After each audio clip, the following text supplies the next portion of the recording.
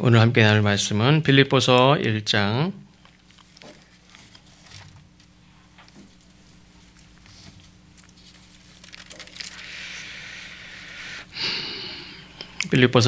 20절, 21절 다 같이 읽겠습니다. 시작. 나의 간절한 기대와 소망을 따라 아무 일에든지 부끄러워하지 아니하고 지금도 전과 같이 온전히 담대하여 살든지 죽든지 내 몸에서 그리스도가 존귀하게 되게 하려 하나니 이는 내게 사는 것이 그리스도니 죽는 것도 유익함이라. 오늘 말씀의 제목은 주를 향한 소원입니다. 내가 내 인생을 이렇게 생각하면서 이런 삶을 살았으면 좋겠다. 이런 꿈을 꾸기도 하고 이런 계획도 세우고 여러 가지 소원을 갖지만 우리가 이번 사순절 기간을 통해서 주님을 향한 거룩한 귀한 소원을 가지시는 한 주간이 되기를 주의 이름으로 축원합니다. 내 인생에 내가 원하는 일들을 꿈을 꾸고 계획하는 것도 중요하지만 우리가 주님을 향한 소원을 갖는다는 것이 내가 그 소원을 이룰 수 있는 것도 아니고 내가 뭐 어떻게 해보겠다고 하는 건 아니지만 우리가 주님을 향한 소원을 갖는다는 것 자체가 얼마나 귀한 일인지 모릅니다. 종종 이런 말을 하는 사람도 있고 뭐 그냥 들어본 사람도 있고 아니면 들어보지 못하는 사람도 있겠지만 종종 어떤 사람들이 이런 얘기를 합니다. 너는 도대체 누굴 닮아서 그렇게 그 다음 말은 여러 가지가 있겠죠. 너는 그렇게 누굴 닮아서 그렇게 고집이 세냐? 이렇게 말하기도 하고, 넌 누굴 닮아서 도대체 그렇게 머리가 나쁘냐? 이렇게 얘기하기도 하고, 넌 도대체 누굴 닮아서 그렇게 제멋대로냐? 이렇게 얘기하기도 하고, 이렇게 얘기하는 사람은 나는 안 닮았다는 거죠. 너를 닮았다든지, 네 아버지를 닮았다든지, 네 엄마를 닮았다든지, 이렇게 이런 경우가 제3자를 말하는 경우가 많습니다. 솔직하게 내 자녀에게 아니면 내 누군가에게 나를 좀 반만이라도 닮아라 이렇게 얘기하는 사람이 있느냐? 혹시 있을까요? 내 반만이라도 좀 닮아라. 어떻게 생각하면 정말 나를 닮지 않았으니까 그나마 다행이지. 그렇죠? 저를 닮았으면 안 닮은 게 다행이 저는. 부모든 또 선생님들이든 또 목사인 저도 장점보다 단점이 훨씬 또 너무나 많습니다. 그렇기 때문에 그 누구보다 우리 자녀들 또 우리 아이들을 가르치는 선생님들도 그렇고 성도들이 또 학생들이 자녀들이 나를 닮으라, 내 반만 좀 닮아라 이렇게 하기보다 예수님을 닮기를 원하고 또 예수님을 닮도록 우리가 돕고 기도해야 될 줄로 믿습니다. 그런데 성경 인물 중에서는 사도 바울이 나를 본받아라 이렇게 얘기한 적도 있고, 사도행전 26장 29절에 보면 짧거나 길거나 간에 나는 임금님뿐만 아니라 오늘 내 말을 듣고 있는 모든 사람이 이렇게 결박을 당한 것 외에는 꼭 나와 같이 되기를 원하며 하나님께 빕니다. 이렇게 얘기를 했습니다. 사도 바울은 자기가 지금 감옥에 갇힌 거 그거 빼고는 다 나를 닮기를 원한다. 하나님 앞에 이렇게 기도를 했어요. 사도 바울의 성격이나 외모를 닮으라는 말이 아니죠. 사도 바울이 간절하게 길거나 짧거나 내가 말을 길게 하거나 짧게 하거나 내가 무슨 말을 하든지 지금 오늘 이 사도 바울이 이야기하는 상대가 왕이거든요. 왕. 당신도 마찬가지고 내가 아는 모든 사람들이 다 나를 닮기를 원한다. 이렇게 자신 있게 이야기를 했어요. 뭘 닮으라는 말입니까? 예수님을 닮아가는 삶, 예수님을 따라가는 삶, 예수님을 사랑하는 삶, 예수님을 의지하는 삶, 예수님을 사랑하는 삶, 그거를 내가 지금 감옥에 갇힌 거, 내가 감옥에 갇힌 것까지 똑같이 닮으라고 할 수 없죠. 내 감옥에 갇혀서 결박당한 거, 그거 빼고는 다 나를 닮았으면 좋겠다. 하나님 앞에 그렇게 기도한대요. 저뿐만 아니라 여러분들도 여러분의 동생이든 부모든 자녀든 학생들이든 우리 성도들이든 우리 모두에게 바라는 소원, 하나님 앞에 구하는 그 기도가 다 나를 닮았으면 좋겠습니다. 내 못난 성격, 더러운 성격, 이랬다 저랬다는 마음, 이런 제멋대로 이거 말고 그냥 오직 주님을 사랑하는 그 마음, 주님 사랑하는 그 마음으로 주님 따라가는 그 삶, 그걸 닮았으면 좋겠습니다 하는 그런 소원이 여러분에게도 있으면 좋겠습니다. 오늘 말씀은 우리 사순절 셋째 주인데 우리가 잘 아는, 성경에서 잘 아는 아브라함과 베드로, 사도 바울, 이 사람들은 다 하나님을 믿음으로 따랐던 사람들입니다. 일평생 주님을 온전하게 따르기를 소원했던 사람들인데 오늘 말씀의 제목과 같이 주님을 향한 소원, 특별히 나는 주님을 온전하게 따르겠습니다, 온전히 주님을 따르기를 소원합니다 하는 그런 소원이 우리에게 있기를 주의 이름으로 축원합니다. 내가 주님을 간절하게 바라는 소원, 주님을 온전하게 믿음으로 따르기를 바라는 소원이 있기를 바라면서, 근데 내가 주님을 온전하게 따르기를 바라는 그 마음만 가지고 우리가 되느냐? 사실 그렇지 않습니다. 결심만 가지고도 되지 않죠.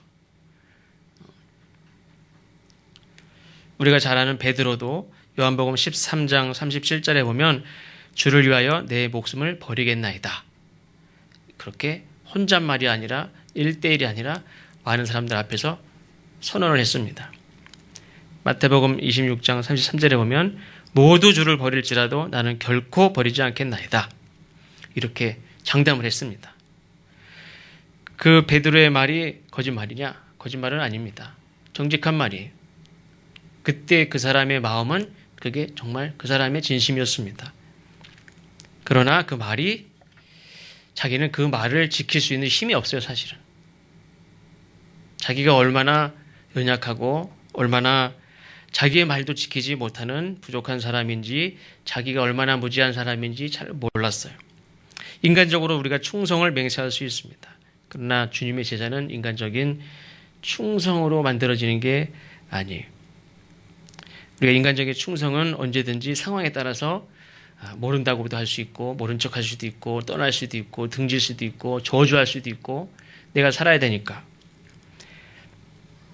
그래서 이 베드로는 주님을 따르겠습니다, 절대 버리지 않겠습니다, 내 목숨을 버리겠습니다, 그렇게 쉽게 이야기를 했고, 쉽게 충성을 맹세했고, 쉽게 돌아섰습니다.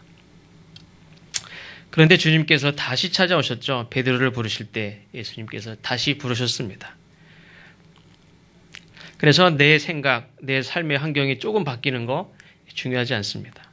내 결심, 새로운 마음, 새로운 환경, 이거 의지할 게 못 되는 거예요. 환경이 좀 새롭게 바뀌면 어떻게 될까? 그때 잠깐 될 것 같은데, 그게 내 삶을 갈 수 있도록 돕는 게 아니에요. 그게 내 능력이 아닙니다. 우리가 마음을 좀 이렇게 내가 스스로 환기를 시키고 새로운 마음을 가질 수도 있죠. 내가 결심을 할 수도 있습니다. 그게 그 길을 가게 합니까? 그렇지 못해요. 어떻게 내가 결심하고 내가 소원하는 주님을 따라가는 길을 온전하게 걸어갈 수 있게 하느냐? 바로 성령께서 우리를 도우셔야 될 줄로 믿습니다. 그래서 우리는 늘 고백하는 것은 내가 하겠습니다 하는 걸 고백하는 게 아니라 성령님께서 나를 도우시면 할 수 있습니다. 주님이 내게 능력을 주시면 할 수 있습니다. 그래서 주님 도와주십시오. 주님 나를 도와주십시오. 주님을 의지하는 삶이지 내 스스로 내 결심을 가지고 하겠습니다, 결심하는 게 아니에요.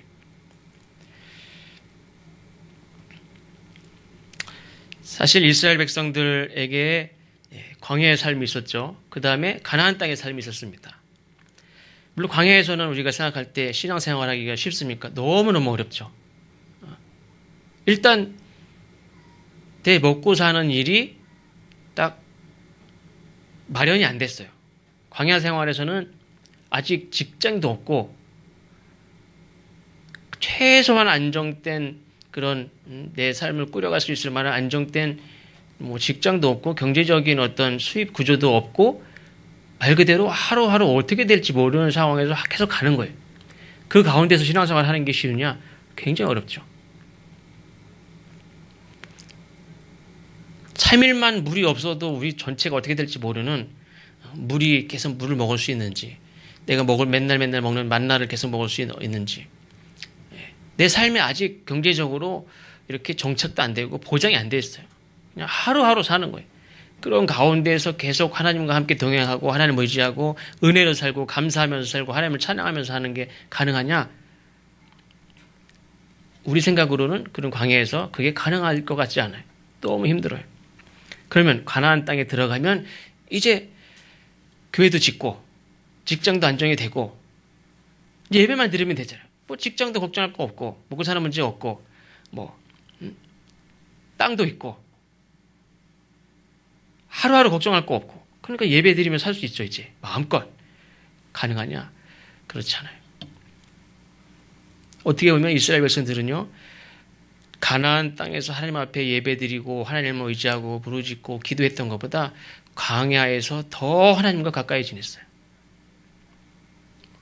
가나안에서 하나님을 배신하고 하나님을 등지고 하나님을 멀리하고 뭐 이제 걱정 없이 경제적으로 뭐 아니면 무슨 뭐 환경적으로 정착해서 내 땅을 가지고 하나님이 땅을 주셨으니까 그래서 살면서 온전히 예배만 드릴 수 있을 것 같은데 오히려 그 가나안에서 더 하나님을 멀리하고 오히려 우상을 숭배하고 광야에서는 우상을 뭐 숭배하고 그럴 여지도 없었어요. 모세가 이렇게 산에 올라갔을 때 그때 빼고는 막 그러니까 우상도 이렇게 뭐 사회에서 죄 짓는 것도요 살만하면서부터 죄를 져요. 여유가 생기면서 다 죄를 짓는 거예요. 무슨 뭐 남자들이든 여자들이든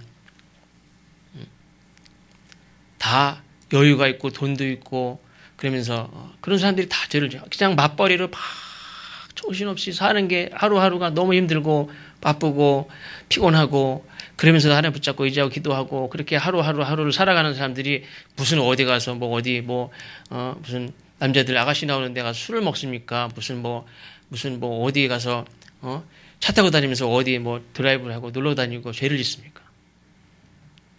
광야 생활하면서 물론 그들이 원망하고 불평하고 힘들어하고 막 그랬던 모습들은 있지만 가나안에서 정말 본격적으로 그들이 하나님을 멀리하고 우상을 섬기고 막 상상하지도 못했던 그런 죄를 짓는 것은 다 가나안 땅에서 있었던 일이에요. 근데 우리는 가나안 땅에 일단 들어가면 그래도 뭔가 이렇게 신앙생활을 잘할 수 있을 것 같고 가나안 땅에서 이제 제대로 신앙생활을 했을 것 같은 그런 마음이 들기는 하지만 거기에서 신앙생활 하는 게 쉽냐? 쉽지 않단 말이에요.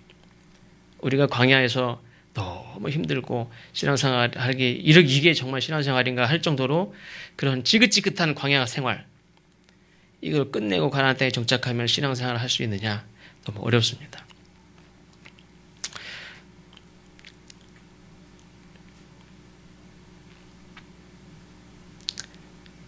사실 영적으로 보면 광야에서의 시대나 가나안에서나 사실은 우리는 다 광야의 광야.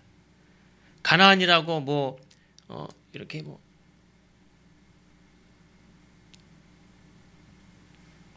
예수 믿는다고 핍박하고 초대교회 같이 예수 믿는 사람들을 잡아가고 핍박합니까? 그렇지 않죠. 그러나 그 시대는 그런 것만 없을 뿐이지 정말로 신앙생활 하기가 힘든 어려운 오히려 다른 유혹이 더 많은 광야도 힘들고 그러나 영적으로 보면 오히려 하나님 보실 땐 가나안이 더 위험한 곳이고 더 하나님이 걱정스러운 곳이 가나안이에요. 중요한 것은 예수님께서 우리에게 성령을 받으라 하신 말씀대로 성령이 우리를 깨닫게 하시고 성령이 하나님의 뜻을 생각나게 하시고 성령이 감동하게 하시고 그 성령을 의지하고 순종하며 우리가 성령이 주시는 또 능력으로 또 새로운 마음으로 우리가 살아가야 될 줄로 믿습니다. 그래서 베드로 같이 자기의 능력으로 맹세로 결심으로 사는 게 아니구나. 베드로가 그걸 철저히 경험을 했습니다. 나중에 성령을 받으라. 베드로가 성령을 받은 이후로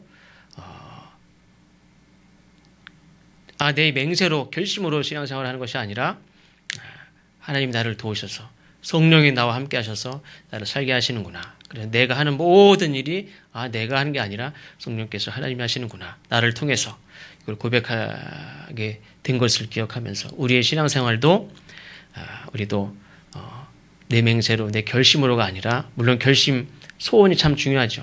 그러나 우리 늘 성령을 사모하고 의지하고 구하고 기도하면서 내 삶을 주님 앞에 의지하며 맡기며 살아가시길 주의 이름으로 축원합니다. 두 번째로는 우리가 하나님 앞에 주님의 뜻대로 온전하게 살기를 소원하지만 오늘 하루하루의 삶이 이게 잘 사는 건가? 이게 잘 가는 건가? 내가 가는 길이 이렇게 조금 가는 길이 좀 보이면 좋은데 잘 보이지 않을 때가 있습니다. 주님이 분명 우리를 이끄시는 것도 맞고 주님이 우리를 인도하시는 것도 맞는데 물론 주님은 그 앞을 다 보시면서 가시죠. 근데 우리는 그 앞길이 잘 안 보여요. 어디로 데려가시는지도 잘 모르겠어요. 분명히 선한 길로 인도하시는 걸 봤는데 조금 보이면 좋겠어요. 내일 일도 보이고 앞으로 일도 보이고 앞으로 분명하게 어떻게 어디로 이끄시는지 어떤 나름대로의 결말을 살짝 좀 보여주시면 좋겠는데 잘 몰라요. 안 보여요.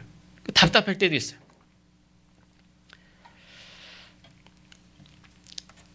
주님이 이끄시는 그 길을 막연하게 도대체 좀 분명하게 보이면 좋은데 모를 때 그때 어떻게 합니까? 그때 따라가는 게 믿음이에요. 그리고 아브라함의 믿음을 늘 말하지 않습니까? 아브라함의 믿음은 바로 그 믿음이에요. 갈 바를 알지 못하지만 주님이 가자고 하니까 가라는 대로 그냥 가는 거예요. 내일 그 다음에 어디로 가는지 잘 몰라요. 그러나 주님이 가자고 그러니까 뭘 믿고 갑니까? 그냥 가자고 하신 그분 믿고 따라가는 거예요. 그게 믿음이. 지도를 보여주세요. 앞으로 어떤 것을 이루어질지 분명하게 보여주십시오. 그게 아니라 그냥 가자고 하신 그분 믿고 따라가는 거. 그분이 선하신 분이고 우리에게 기쁨을 주시고 은혜를 주시고 장차 우리에게 복을 주실 분인 것을 믿고 가는 거. 예를 들면 우리가 제가 지리산 이렇게 종주를 한번 하는데 그때 먼저 갔던 친구가 한 명 있어요. 그래서 처음 가는 거고 그때 뭐 91년도인가 그때 처음 갔어요. 제가 뭐 한번 이렇게 한라산을 한번 올라가다 내려온 것밖에 없고요. 그다음부터 몇백 미터 이상 되는 산도 가본 적도 없어요. 근데 지리산 종주를 처음 하는 거예요. 그래서 노고단까지 이 구례역에 내려서 기차역에 내려서 거기서부터 걸어가지고 화엄사로에서 노고단까지 걸어서 올라갔을 때 거기가 버스가 올라온다는 것도 그때 처음 알았고 길이 그냥 가는구나 하고 그냥 처음 간 거예요. 그래서 야, 버스가 올라올 줄 알았으면 여기서부터 갈 걸 이런 생각도 들었는데 너무 처음 몰랐죠. 근데 그 다음에 갈 때는요 제가 길을 이제 어디 능선 어디 코스 이거를 좀 이렇게 아니까 다른 사람 또 이렇게 1년 후에 누구랑 이렇게 여럿이 갈 때 이제 잘 보이더라고요. 근데 그 친구들은 어디로 가는지 몰라요. 따라와. 우리가 정글에 가도 가이드가 있다고 하잖아요. 근데 가이드가 그 사람이 다 보여줄 수 있습니까? 안 보여주지. 그냥 가이드를 믿고 가는 거예요. 우리가 아브라함도 하나님 믿고 가는 거지 내가 그 앞에 어떤 일이 있을지 이걸 다 압니까? 모르죠. 히브리서 11장 8절 아까 말씀드린 대로 아브라함도 장래 유업을 받을 때에 나아갈 때 갈 바를 알지 못하고 나갔다. 앞으로의 일도 모를 뿐만 아니라 어떤 때는 오늘 내가 하는 일 이게 장차 무엇을 위한 일이며 어떤 결과를 얻을지도 모르는 채 오늘의 일을 그냥 묵묵히 감당하면서 갈 때가 있습니다. 그냥 주님이 원하시는 일이니까 주님이 인도하시는 길을 따라서 갈 때가 있습니다. 어떤 때는 이게 뭐 하는 건가? 이게 정말 오늘 하루 하나님 우리에게 원하시는 일이고 이 일을 내고 감당해야 되나? 만약에 하나님께서 올해 우리 성림교회를 통해서 무엇을 하실 계획이십니까? 하나님께 우리가 물으면 하나님이 대답해 주실 수도 있지만 대답하지 않으실 수도 있어요. 하나님 뭐 할 계획인지 하나님이 하시는 그 일에 대해서 내가 아는 것보다 하나님이 더 원하시는 건 뭐냐면 그 일을 이루어 가시는 예수님이 누군지에 대해서 아는 눈이 열리는 것이 하나님이 더 원하시는 일일 수도 있어요. 나를 이끄시는 그 예수님에 대해서 더 잘 아는, 더 신뢰하는, 더 믿는 그분이 이루시려고 하는 일들에 대해서 많이 아는 것보다 중요한 거는 나를 이끄시는 그분에 대해서 아는 거, 그분을 믿는 거, 그분을 신뢰하는 거. 우리는 이제 광야를 지나갈 때 도대체 우리를 어디로 데려갈까? 우리 어디로 갈까? 난 도대체 모르겠다. 내 생각에는 저쪽도 괜찮을 것 같고 이쪽도 괜찮을 것 같고 그랬을 때에 어떻게 합니까? 하나님이 나를 어디로 이끄는지 모르는 도대체 모르겠어요. 아브라함도 갈 바를 알지 몰라요. 근데 하나님이 날마다 이리 가자 저리 가자 이리 가자 도대체 어디로 데려가려고 하는 건지 몰라요. 근데 우리는 스스로 이쪽으로 가도 좋을 것 같은데 이쪽으로 가도 좋을 것 같은데 이런 생각을 가질 수 있습니다. 우리가 원하는 것은 이스라엘 백성들이 광야를 지날 때도 물론 가나안 땅을 향해서 가지만 가나안 땅에 대한 지식을 많이 아는 것보다 그 광야의 시간을 통해서 무엇을 우리가 더 많이 얻어야 되느냐, 더 가져야 되느냐, 하나님에 대한 믿음의 눈이 열리는 것이 더 중요해. 내가 광야 생활을 하면서 가나안 땅에 대해서 미리 다 조사하고 알고 준비하고 가나안 땅에 살기 위해서는 뭘 어떻게 해야 되고 이게 중요합니까? 내가 가나안 땅에 대해서 아는 지식이 중요한 게 아니에요. 하나님이 광야 생활을 하신 것은 그 가운데서 다른 모든 거 다 몰라도 돼요.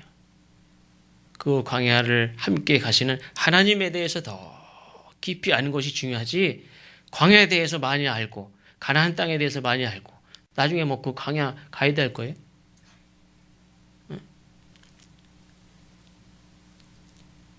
내가 가나안 땅에 살든 광야에 살든 중요한 것은 하나님이 원하시는 것은 하나님을 더 깊이 알길 원한다는 거예요. 하나님과 함께 사는 게 중요하지 광야에 사느냐 가나안 땅에 사느냐 그게 중요한 게 아니란 말이에요.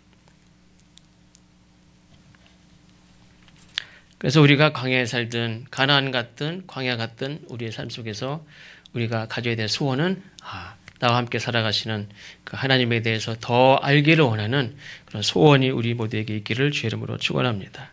마지막으로는 우리가 아까 사도 바울의 이야기를 잠깐 읽어드렸지만 사도 바울은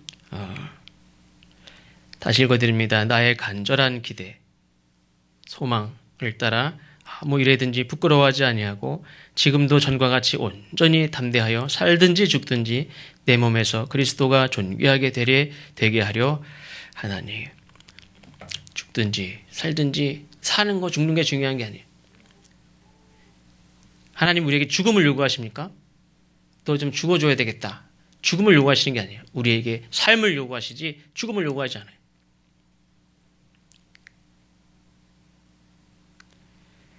살든지 죽든지 그게 중요한 게 아니라 내 사는 이 삶을 통해서 그리스도가 존귀하게 되기를 소원하는 것. 그래서 사도 바울은 내게 사는 것이 그리스도니 죽는 것도 유익함이라.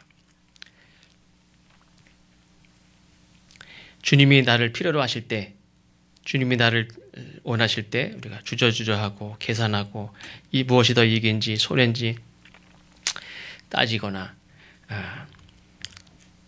분명히 고민하고 하는 모든 순간이 기도하는 시간입니까? 기도하는 시간이 아니죠. 그 순간이 위기의 순간입니다. 우리가 사도 바울은 자기의 삶에 이 예수님을 사랑하는 그 삶에 흔적이 있기를 바랬어요. 스티그마라고 그러죠. 보통 원래 스티그마는 그런 고상한 신앙적인 그런 의미는 아니죠. 그냥 예를 들면 노예나 이런 데 이렇게 찍어준 그런 자국입니다.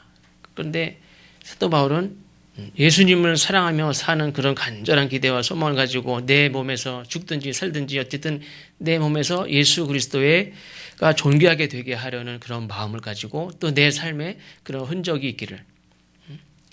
얘는 무슨 이순신 장군 같은 무슨 이런 명예를 가지고 위에서 싸우는 사람들은 상처가 뭐라고 합니까? 영광의 상처라고 해요. 영광의 상처. 세상의 나라 민족을 위해서 싸우고 내 백성들을 위해서 싸우는 사람들도 상처가 영광의 상처라고 해요. 그게 부끄러운 상처입니까? 영광의 상처예요.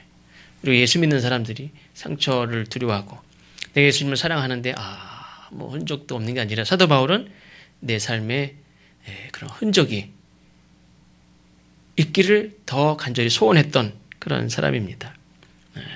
우리가 무슨 그렇다고 무슨 이렇게 상처를 내고 그런 게 아니고 우리 삶에 정말 예수님을 너무너무 사랑하고 주님의 뜻대로 살고자 하는 그런 소원을 가지고 살다 보니까 내 안에 내 삶에 이런저런 흔적을 말할 수 있는 우리 삶이 됐으면 좋겠습니다.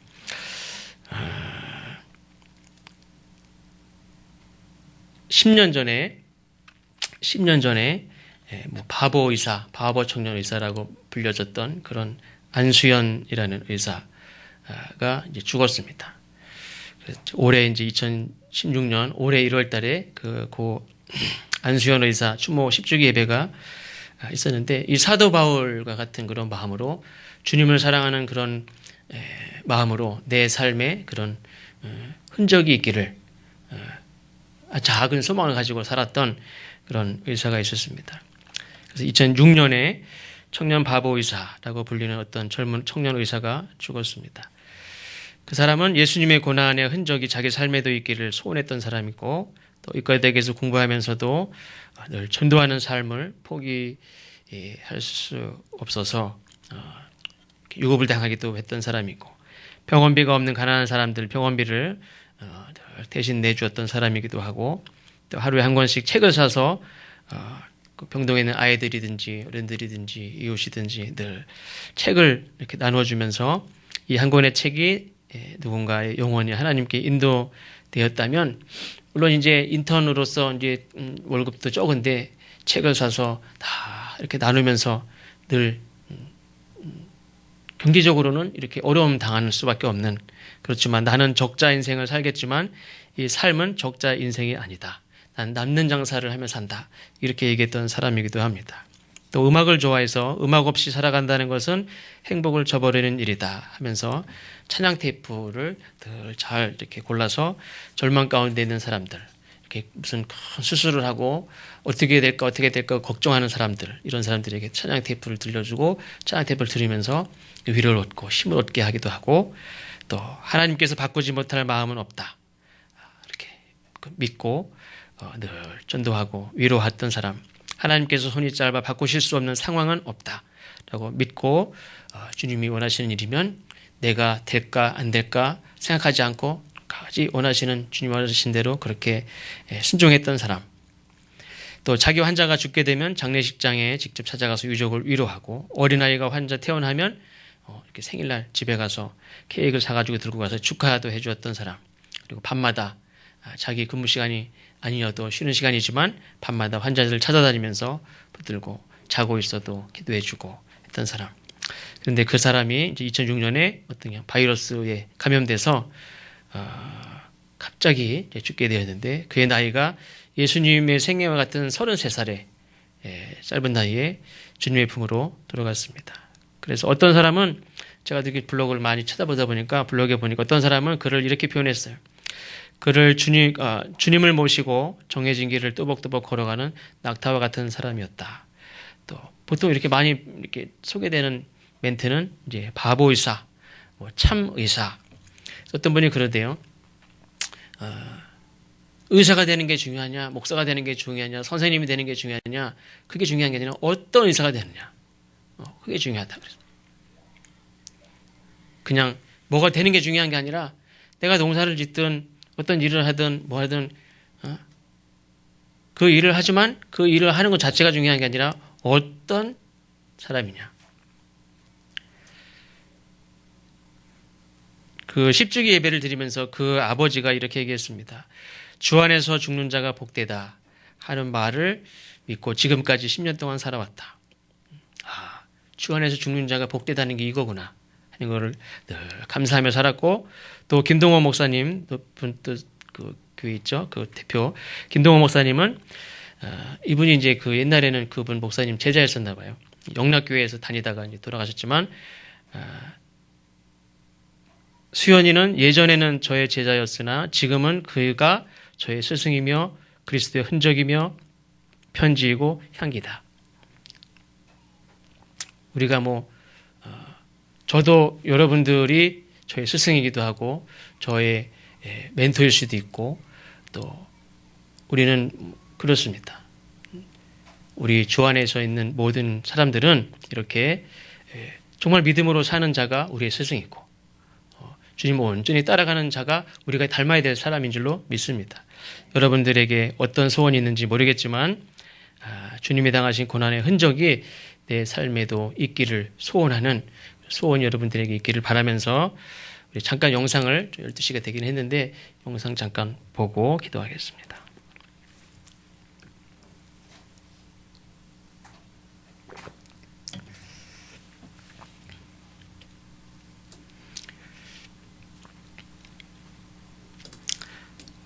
그냥 이렇게 역할극 같이 이렇게 뭐 뒷부분에 가면 역할극 같이 이렇게도 한 것 같아요. 그래서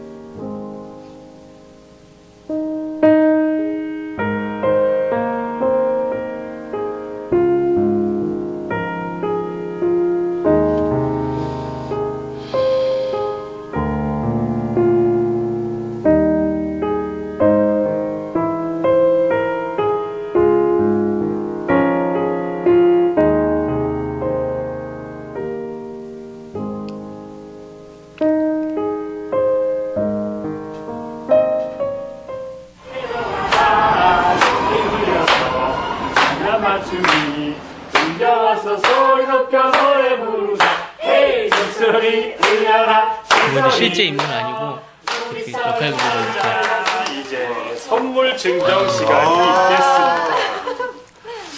김진수 변호사님. 네, 감사합니다. 이거는 크리스마스에는 예수님 얼굴 못 보는 줄 알았는데 감사합니다. 감사합니다, 안 선생님. 오늘 쉬시는 날이신데 저희 때문에 나오셨네요. 이렇게 좋은 밤을 혼자 보내기가 좀 그래서 당직 선생님들하고 같이 보내려고 왔지요. 참 정말 꼭 받으셔야 돼요.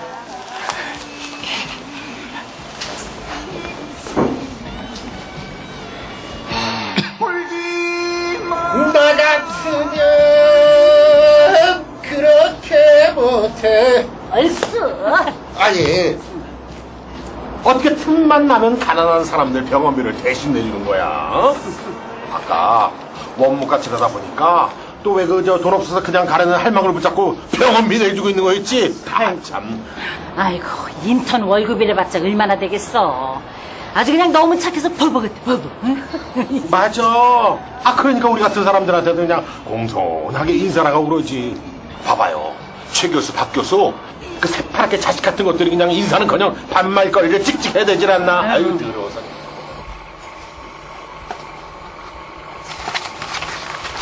다 봤네. 다시야, 넌 더 이상 남에게 신세진 사람이 아니야. 널 위해 기도해주고 찾아와주고 돌봐준 많은 분들을 위해서 섬기며 중보하는 사람이 돼야 돼. 제가 그런 사람이 될 수 있어요? 누구든지 도움이 안 된 사람은 없어. 하나님은 누구보다도 달수의 기도를 더 듣기 좋아하실 거야. 정말요? 내가 지치지 않고 또 좋은 의사가 될 수 있게 기도해 줄 수 있지? 응.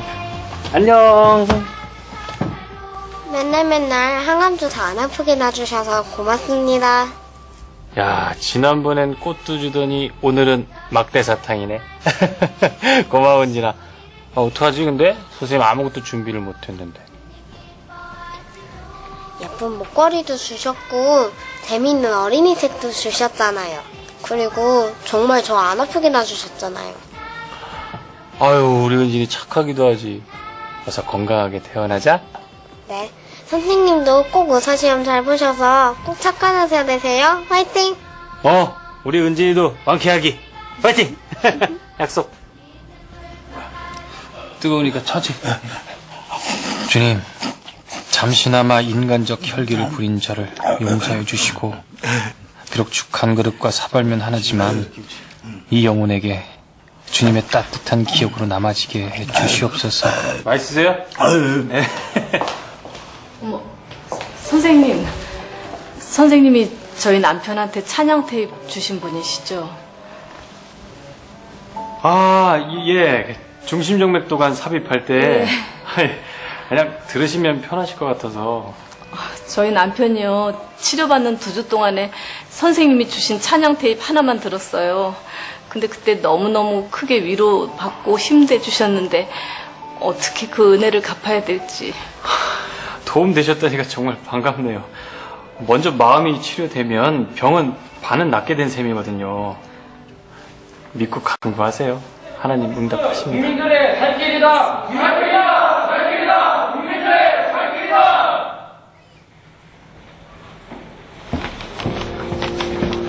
유효검진 수행기를 합병으로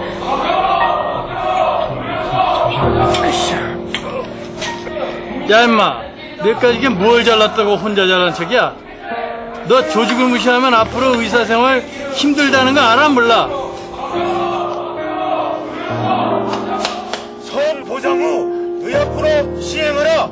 시행하라. 우리도 다 국가와 민족을 위해서 이러는 거다. 제발 하나만 알고 둘은 모르는 어리석은 짓 좀 하지 마라. 실시하라. 실시하라. 안녕. 다인아. 자, 다인이는 네 번째 동방박사지. 잘 읽어. 오, 예은이. 예은이 크리스마스에 무슨 일 있었을까? 한번 읽어봐. 다인아. 우리보다 생명보다 귀한 이상. 다인이는 중학생. 치유의 하나님. 우리 원상호 할아버지의 병을 낫게 하여 주시옵소서. 좀만 더 시간을 주셔서 한 번이라도 더 가족을 보게 하시고 무엇보다 예수님 믿고 신앙 고백하게 해 주시옵소서. 전 치료를 할 따름입니다. 주님께서 몸과 영혼을 깨끗하게 해 주실 것을 예수님 이름으로 기도드립니다. 아멘.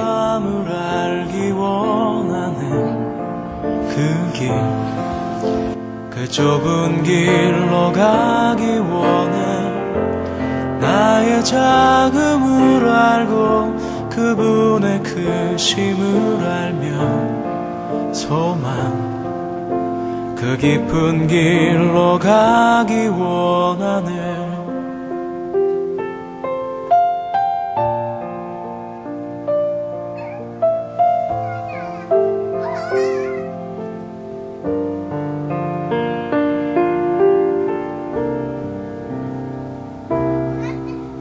저 높이 솟은 산이 되기보다 여기 오름직한 동산이 되길. 내가 아는 길만 비추기보다는 누군가의 길을 비춰준다. 기도하겠습니다. 우리가 살아가는 삶이 광야 같지만 그 광야를 지나는 동안 탈락하지 않고 끝까지 가나안에 들어간 갈렙과 여호수아와 같이 주님을 끝까지 따라가기를 소원합니다. 그